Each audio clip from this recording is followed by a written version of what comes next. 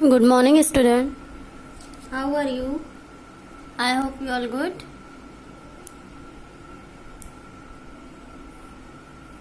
Today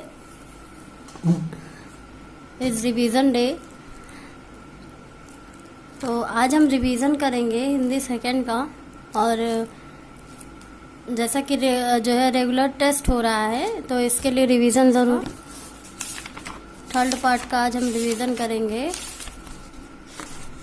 आज अध्याय तीसरा और जो है स्वरों की मात्रा।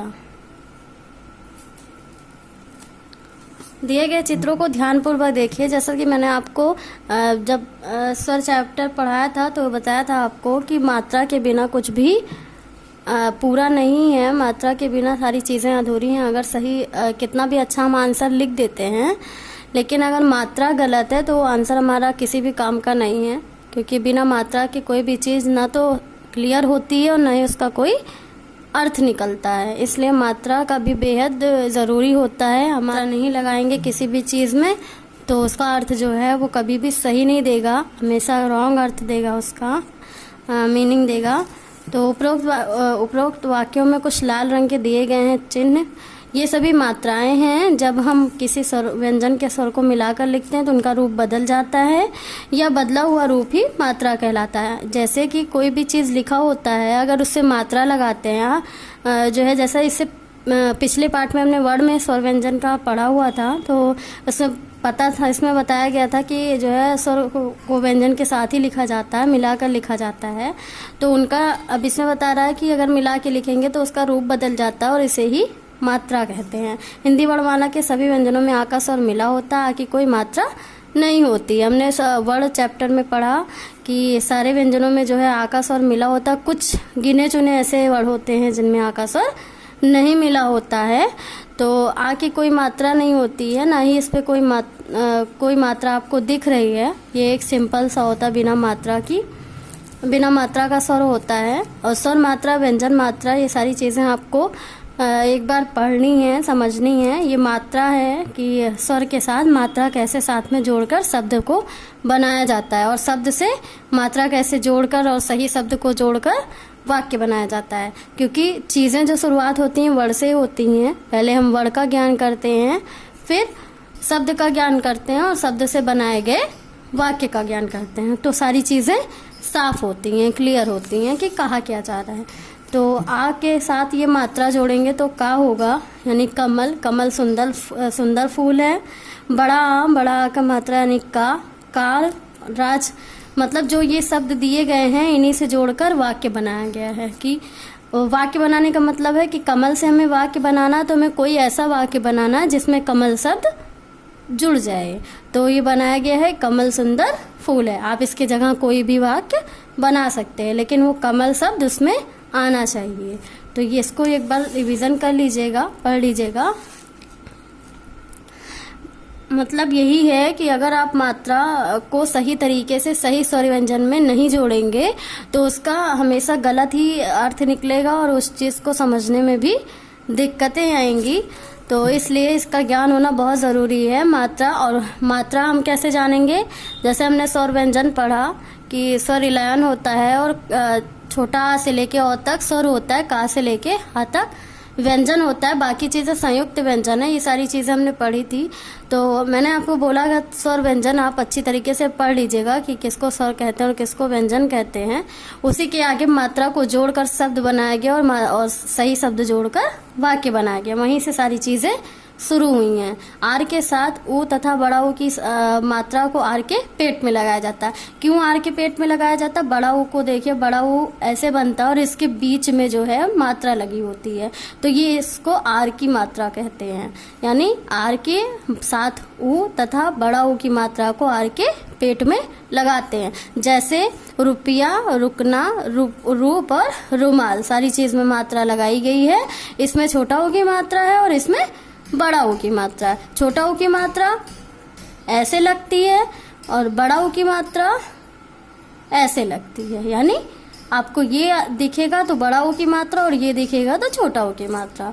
कुछ मात्राएं व्यंजनों के ऊपर लगती हैं तो कुछ नीचे लगती हैं, कुछ व्यंजनों के आगे तो कुछ व्यंजनों के पीछे, यानी कोई कुछ मात्रा ऐसी होती है जो व्यंजन के आगे लगती है और कुछ मात्रा ऐसी होती है जो व्यंजन के पीछे लगती है। तो आ का चिन्ह इस अंग का चिन्ह ऐसे तथा चंद्रबिंदु का प्रयोग वर्ण के ऊपर किया जाता है। चंद्रबिंदी कहाँ लगाई जाती है? किसी भी वर्ण के शब्द के ऊपर लगाया जाता है, जैसे अंक, कंस और हंस, चांद, दांत, मांग। यानी ये अभी हमने पीछे इसको अनुनासिक और अनुस्वर पढ़ा था, उसमें भी इस मात्रा को हमने अच्छी तरीके से जाना था।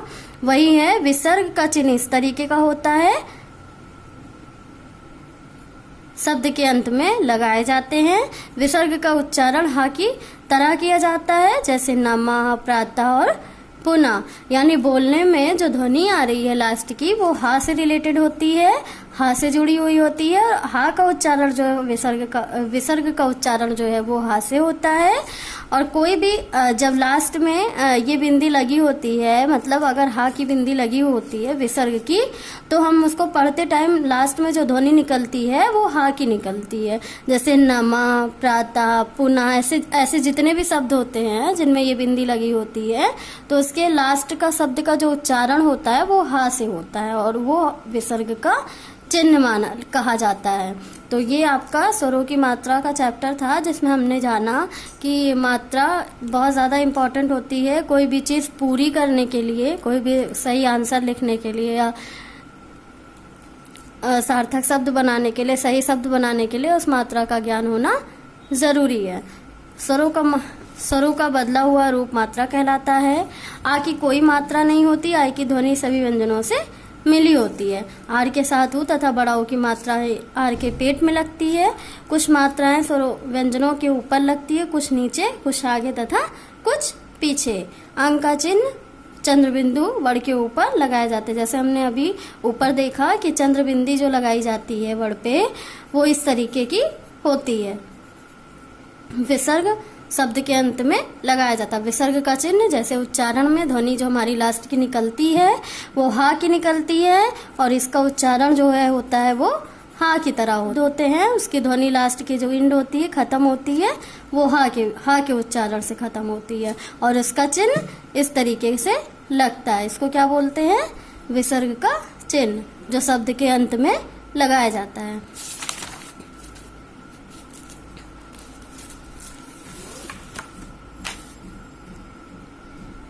अब अभ्यास का जो है कर लेते हैं एक बार रिवीजन, ठीक है। किस स्वर की मात्रा नहीं होती है? आ स्वर की मात्रा नहीं होती है। किस शब्द में ए की मात्रा लगती है? शेर में ए की मात्रा लगती है। आर के साथ ऊ की मात्रा का सही शब्द रुपया। नारियल शब्द में निम्न में से किसकी मात्रा नहीं है? इस तरीके से लिखा जाता है।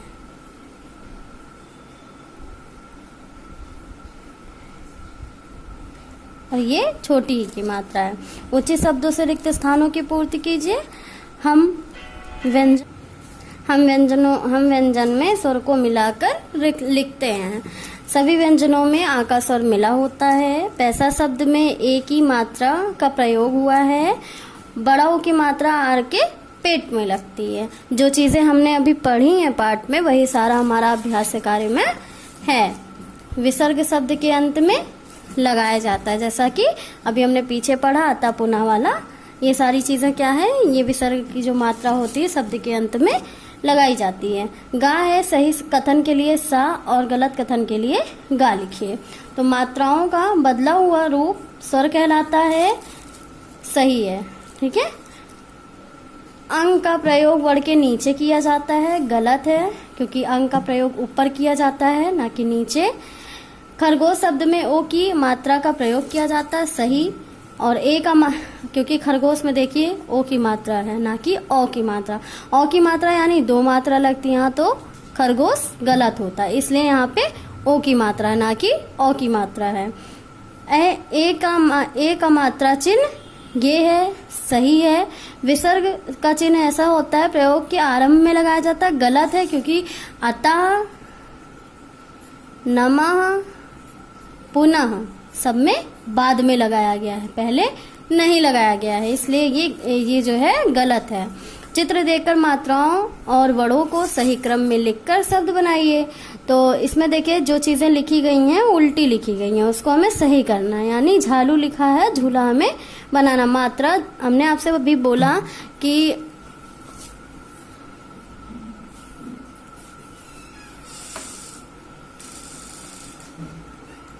मैंने अभी आपसे बोला कि अगर जो है कोई भी आंसर हम लिखते हैं, कोई क्वेश्चन बनाते हैं और अगर मात्रा गलत लिख देते हैं तो कितना अच्छा आंसर हमने दिया है सारा गलत होता है। यानी सारा जो है चीज़ें जो सही होती हैं वो मात्रा से ही सही होती हैं। देखिए यहाँ झूला है लेकिन लिखा गया है झालू, तो इसका कोई मतलब नहीं निकल रहा है। लेकिन यही जब हमने सही स्वर व्यंजन के साथ मात्रा ऐड की है तो झूला बन गया और हमें समझ में आ रहा है कि क्या बोला जा रहा है। वही है, सारी चीज़ें गलत लिखी गई हैं, उसको मात्रा उसकी सही करके उसका मतलब निकलने वाला सार्थक शब्द हमने बनाया है। जैसे मछली, किताब, तितली, चूहिया, कुर्सी। पहले जो लिखा हुआ था सारा शब्द गलत लिखा हुआ है और हमने जब मात्रा सही जगह पे उठा के लगा दी है तो उसका जो है मतलब सही निकलने लगा है।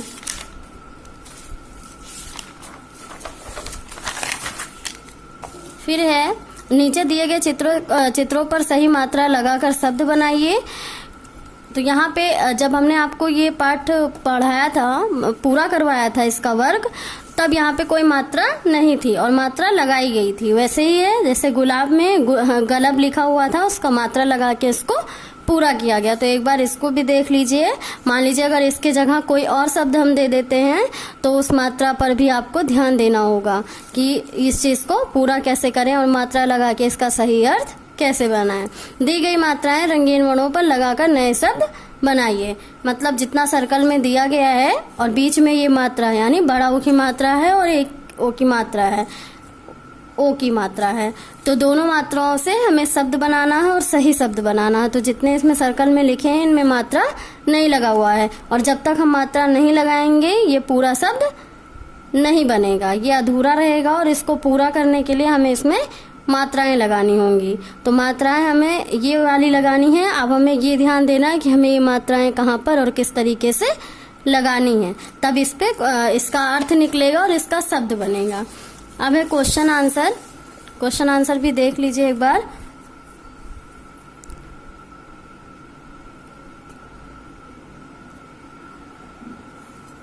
मात्रा किसे कहते हैं?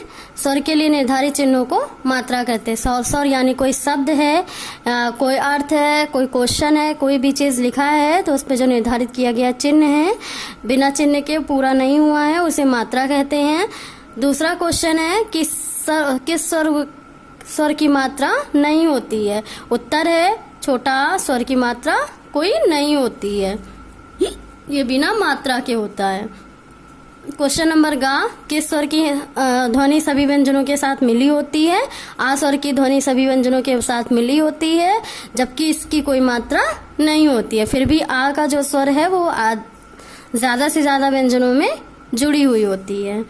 क्वेश्चन नंबर घा, आर के साथ ऊ तथा बड़ा ऊ की मात्राएं किसके पेट में लगती हैं? आर के साथ ऊ तथा बड़ा ऊ की मात्राएं आर के पेट में लगती है। अभी जैसा मैंने आपको बोला कि किस तरीके से हम छोटा ऊ की मात्रा लगाते हैं और किस तरीके से हम बड़ा ऊ की मात्रा लगाते हैं। विसर्ग का चिन्ह किसके अंत में लगाए जाते हैं? विसर्ग का चिन्ह शब्द के अंत में लगाया जाता है। कोई शब्द लिखा हुआ है उसके बाद का जो है ये वाली जो मात्रा है विसर्ग की, वो शब्द के अंत में लगाई जाती है और उसका चिन्ह इस तरीके का होता है। यानी जो कोई भी अगर शब्द लिखा हुआ है और ये वाला चिन्ह लगा है तो ये विसर्ग का चिन्ह है और इसको हमेशा शब्द के अंत में लगाते हैं, कभी भी शब्द के शुरुआत में नहीं लगाते हैं। तो ये आपका क्वेश्चन आंसर भी हो गया है और आपका एक्सरसाइज में भी कुछ मत छोड़िएगा, सब अच्छी तरीके से एक बार रिवीजन कर लीजिएगा क्योंकि कहीं से भी कोई भी क्वेश्चन आ सकता है। तो इस वजह से आपको सारी चीज़ें अच्छी तरीके से पढ़नी होंगी और जिनका भी ये इस चैप्टर का, इस पार्ट का वर्क छूटा हुआ है पहले से, जिनका पूरा नहीं है और उनको पूरा करना है, तो वो सारी चीज़ें आपको वीडियो में साफ दिख रही होंगी। आप पुश कर दीजिए वीडियो और पूरा कर लीजिए इस वर्क को, ठीक है। तो साथ में रिवीजन भी आपको करना है। तो सारी चीज़ें, सही विकल्प, सही और खाली जगह, सही गलत और चित्र वाली चीज़ें, ये सब एक बार रिवीजन कर लीजिए। कहीं से भी कोई क्वेश्चन दे देंगे हम, तो सारी चीज़ें आपके इसी पार्ट से हैं, इस वजह से इस पार्ट को अच्छी तरीके से। और क्वेश्चन आंसर, तो क्वेश्चन आंसर भी जिनका नहीं हुआ है वो अब से पूरा कर लेंगे और रिवीजन कर लेंगे। और ट्यूसडे को आपका टेस्ट होगा और टेस्ट की डिटेल जो है वो आपके व्हाट्सएप पे जाएगी, तो इस चीज़ को आप पूरा कर लीजिएगा, ठीक है। तो आप इस जो है अभ्यास को question answer, fill in the blank, सारी चीज़ें अच्छी तरीके से देख लीजिएगा।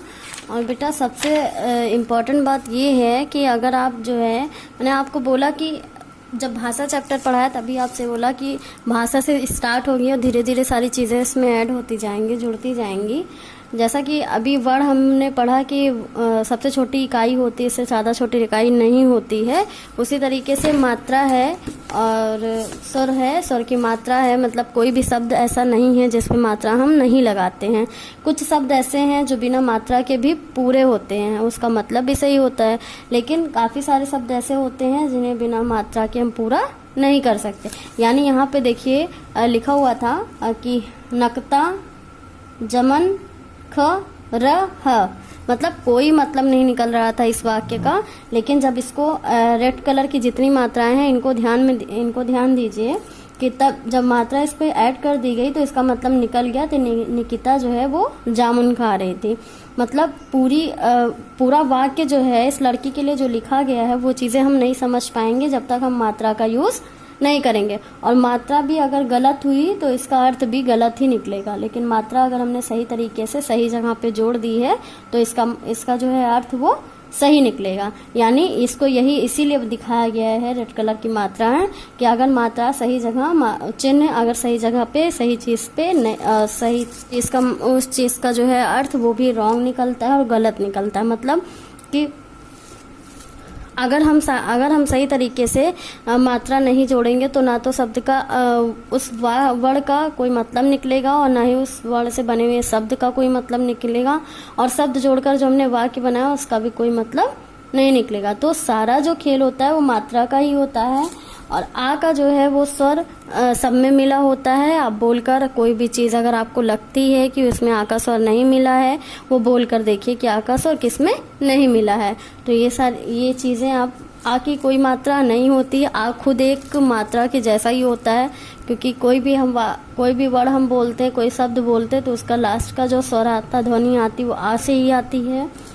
तो वो सारी चीज़ें हैं और इन चीज़ों को आप अच्छी तरीके से बुक में देखकर ही वाक्य को प्रयोग करना, यानी शब्द से वाक्य किस तरीके से बनाए जाते हैं, कैसे शब्द जो है बीच में लाके हमें वाक्य बनाना है, तो ये चीज़ें आप अच्छी तरीके से देख लीजिएगा।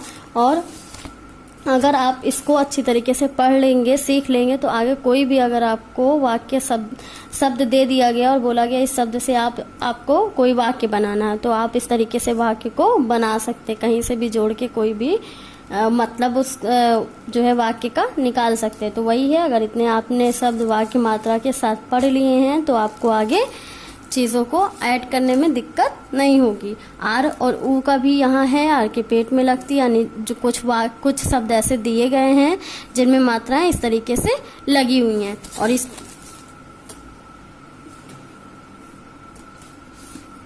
और मात्रा भी आप देखिए कि जो छोटा ऊ की मात्रा होती है वो ऐसे लगती है और बड़ा ऊ की मात्रा जो होती है वो ऐसे लगती है, यानी छोटा ऊ की है और ये बड़ा ऊ की मात्रा है। दोनों में एकदम थोड़ा सा जो है अंतर है, लेकिन दोनों का मतलब बहुत अलग है।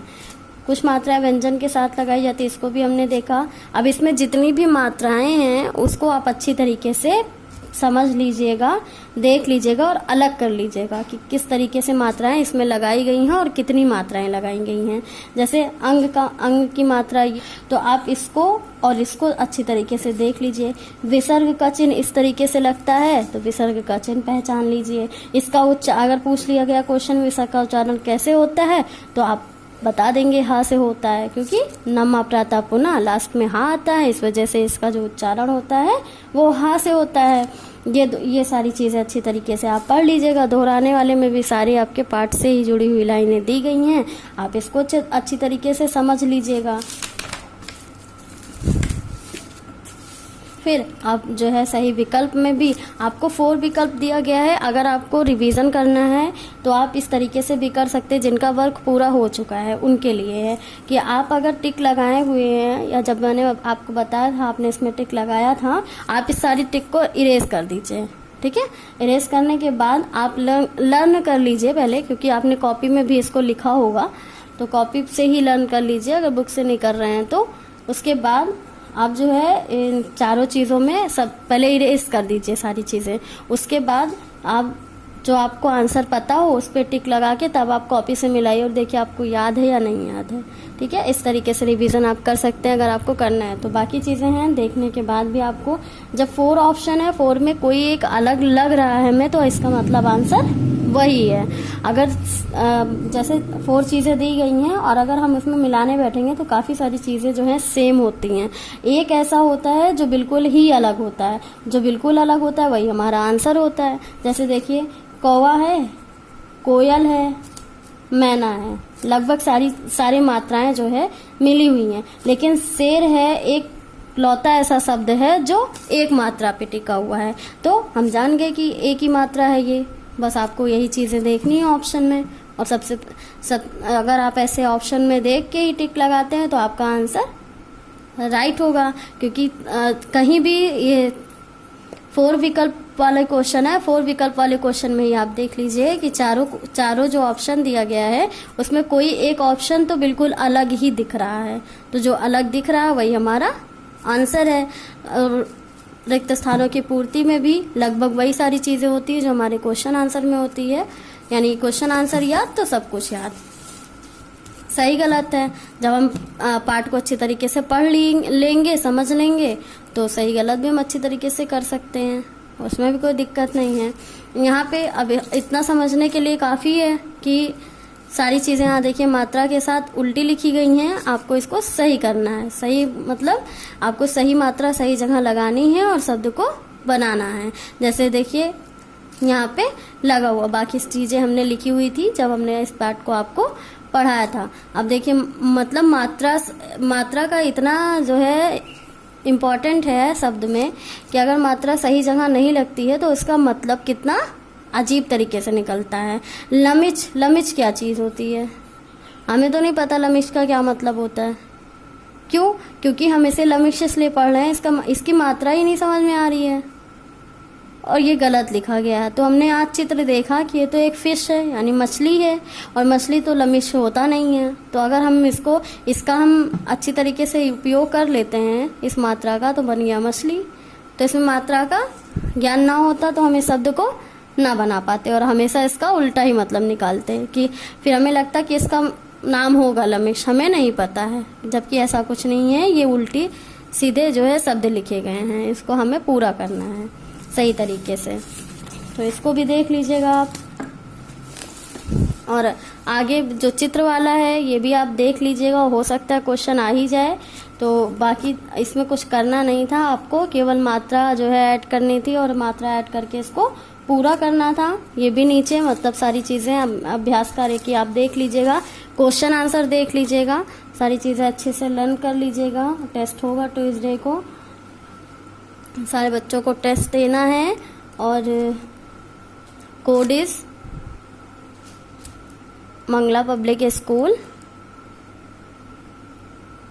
ये आपका कोड है मंगला पब्लिक स्कूल। तो सारे लोग कोड को अच्छी तरीके से